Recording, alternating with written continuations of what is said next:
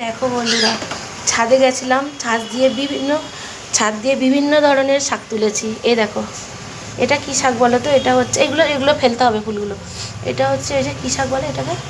বেতো শাক। বেতো শাক। দেখো বেতো শাক, এখানে আছে লাল শাক, এখানে আছে আলু শাক এটা, এখানে আছে লাল শাক, এখানে আছে বেতো শাক, এগুলো এখানে আছে পুঁই শাক, আর এই যে আছে মিটুলি, বুঝেছো? এগুলো আছে। এই তো নোটে শাক, লাল শাক একই।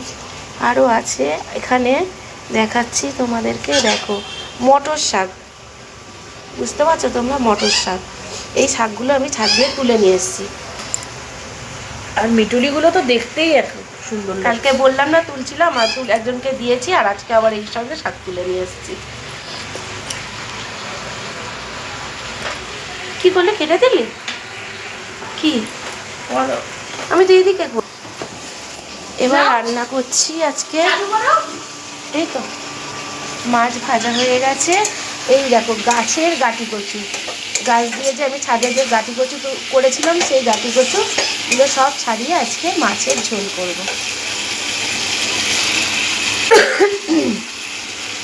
মাছের ঝোল বানাচ্ছি গাটি কচু দিয়ে, জিরে বাটা, আদা বাটা, লঙ্কা, গোলমরিচের গুঁড়ো সব দিয়েছি। আর এখানে মাছ ভাজা করে রেখেছি। এই যে আমার গাছে কত মজা লাগে বলো তো বন্ধুরা, নিজের হাতে দিয়ে এখানে বানাচ্ছি। এটা মাছের ঝোল বানাবো, আর মিটুলি শাক ভাজা করব, আর শিম ভাজা করব। দেখি আর কি করি।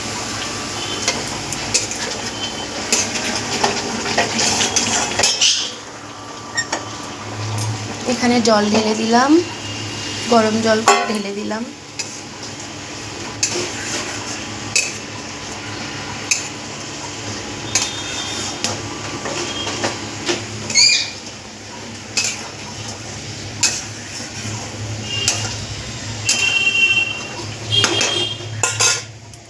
এখানে আমি মাছগুলো একে একে দিয়ে দেব।